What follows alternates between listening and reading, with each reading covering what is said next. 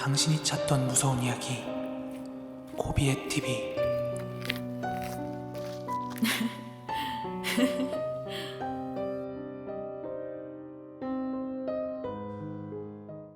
코린 여러분 안녕하세요. 코비의 TV입니다. 오늘 준비한 무서운 이야기는 코비의 TV 구독자 김매준님의 제보 사연인데요. 그럼 오늘의 이야기 바로 시작하도록 하겠습니다.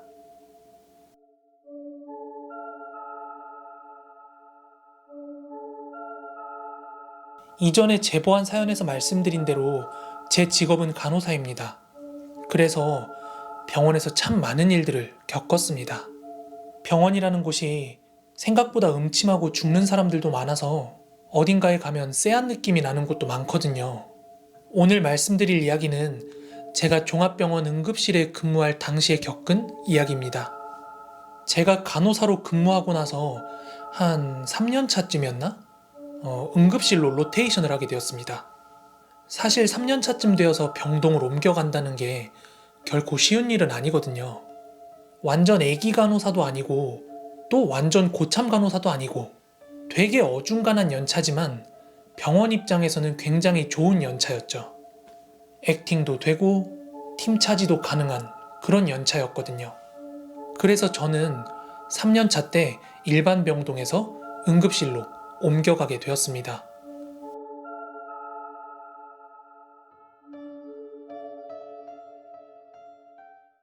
그런데 제가 일복이 진짜 많거든요. 원래도 일복이 많은데 응급실에 가서는 진짜 최고치를 찍었습니다. 응급실에 근무한 지 며칠 되지 않아서 오후 근무, 그러니까 이브닝 근무에 들어오게 되었을 때예요. 저의 첫 이브닝 근무였는데 제가 출근하자마자 사람들이 미친 듯이 밀고 들어오는 거예요. 그래서 응급실에 마련된 베드도 완전히 꽉 차버렸고 진짜 눈코 뜰 새 없이 일하고 있었는데 DOA 환자 한 명이 119 차를 타고 응급실로 들어왔습니다. DOA라는 건 도착 시 사망 상태를 이르는 말인데 이 DOA 환자는 응급 등급에서는 별로 급한 환자가 아니었어요. 119 대원분께서는 자해 환자라고 말하면서 빈 침대를 찾아서 옮기려고 하는데 앞서 말씀드린 대로 이미 베드가 다 꽉 찬 상태였거든요. 그래서 보조 침대까지 구해와서 환자를 내리는데 목에 흰색 전선이 묶여있는 채로 그대로 선만 잘라가지고 이송을 한 거였어요. 돌아가신 환자분들은 많이 봤지만 그렇게 자살 시도를 해서 목에 줄을 그대로 감고 있는 그런 환자는 제가 처음 본 거라 너무나 당황을 했어요. 선생님, 가위로 이거 전선 좀 잘라야 될 것 같은데. 네? 제가요? 네, 보셨으니까 자르셔야죠. 진짜 죄송한데 제가 가위 드릴 테니까 잘라주시면 안 돼요? 네, 그때 저는 너무 무서웠습니다. 그때 응급실은 미친 듯이 바빴고 저밖에 없었기 때문에 어쩔 수 없이 제가 해야만 했어요. 그런데 일반적으로 목매단 사람들이 혀가 나오고 눈을 치켜뜬다고 그렇게 알려져 있지만 제가 본 환자는 그렇지 않았어요. 얼굴은 아주 평온해 보였지만 목은 퉁퉁 부어 선이 목 안으로 파고 들어가서 보이지 않았으니까요.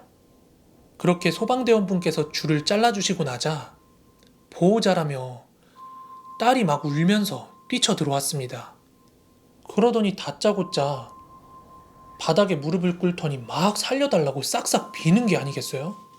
그렇지만 앞서 말한 대로 환자가 도착했을 때는 이미 사망 상태였고 응급실 담당의는 사망 선고를 하게 됩니다. 사망 선고를 했음에도 불구하고 그 보호자분은 무릎으로 기어다니면서 일하는 모든 직원분들한테 살려달라고 그렇게 막 울며 애원을 했어요. 응급실에 오래 계신 선생님들이야 그런 상황에 익숙했지만 저는 일한 지 며칠 되지 않아서 그런 상황에 단련이 되지 않아 있어서 막 눈물이 났지만 정말 눈코 뜰 새 없이 바빴던 터라 감정을 추스르고 기계처럼 일을 할 수밖에 없었습니다. 그렇게 그날도 퇴근 시간을 훌쩍 넘겨서 11시가 넘어가지고야 퇴근을 하게 되었고요. 그날은 진짜 집에 바로 가고 싶지가 않아가지고 같이 이브닝 근무를 했던 동기 친구한테 전화를 걸어서 같이 술을 한잔하고 집에 들어가게 됐어요. 근데 기분이 정말 이상하더라고요. 내가 오늘 본 게 도대체 뭐지? 계속 이런 식으로 일을 해야 되나? 제가 원해서 가긴 했지만 3일 만에 딜레마에 빠졌습니다. 그날은 기분도 그렇고 술이 과해서 그랬는지 집에 가자마자 화장도 못 지우고 소파에 그대로 머리를 눕혀 잠에 들게 되었습니다.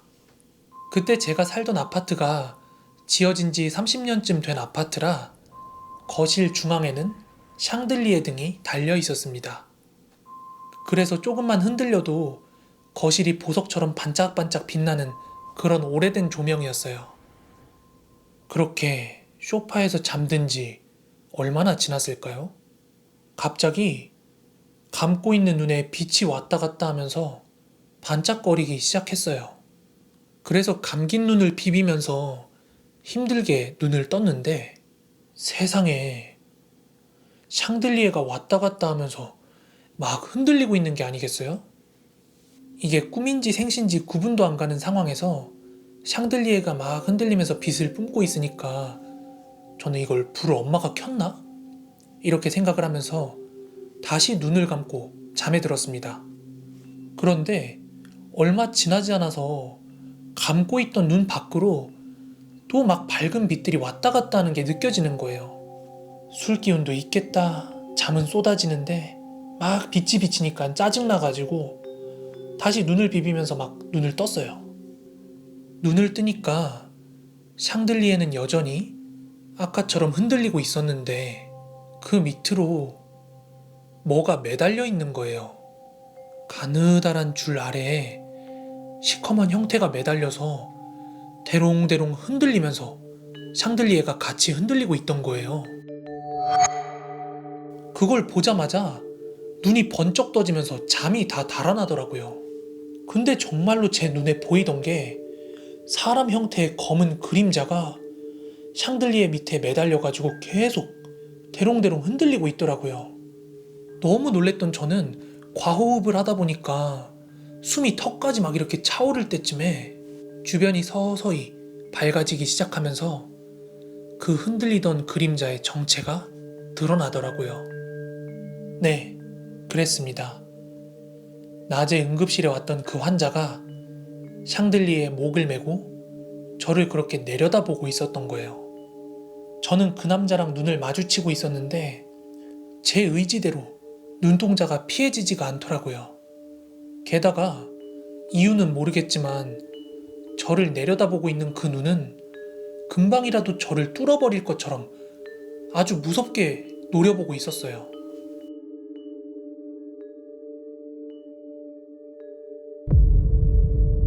저는 그 짧은 순간 사람이 이렇게도 죽는구나 하는 생각이 들더라고요.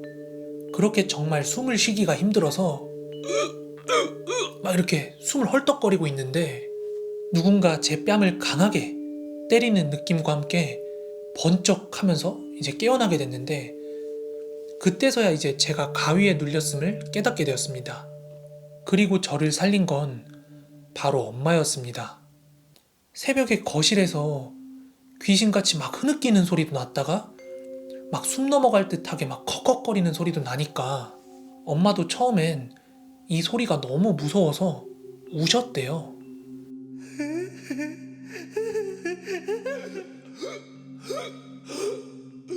하지만 그 반복되는 소리에 엄마가 거실로 나와보니까 제가 땀과 눈물로 범벅이 돼가지고는 숨도 못 쉬고 그렇게 막 꺽꺽대고 있었다는 거예요.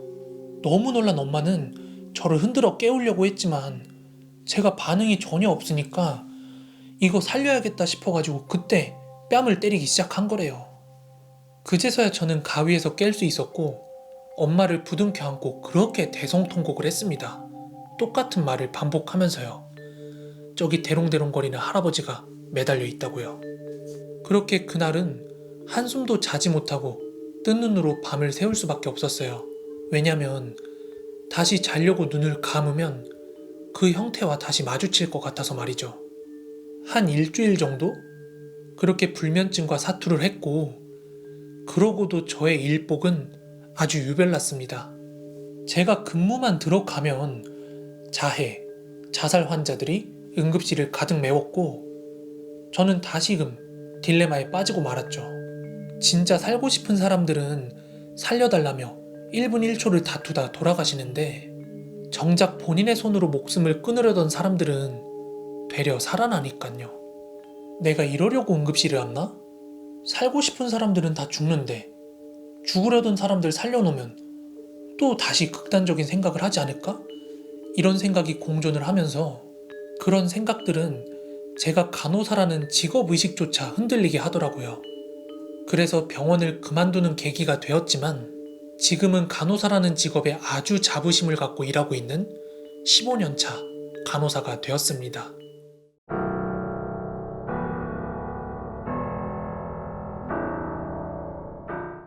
오늘의 베스트 공포 댓글은요. 삼생활관에 출몰한 군대 귀신썰 영상에 달린 댓글입니다. 첫 번째 댓글은 벵갈량님의 댓글입니다. 15년 전에 서해 5도 쪽 군부대에서 근무하셨던 형부의 이야기입니다. 그 형부가 전출 온 지 얼마 안 되어 겪은 일인데요. 간부 숙소가 마련되지 않아서 형부는 간부 당직실에서 며칠을 잤는데요.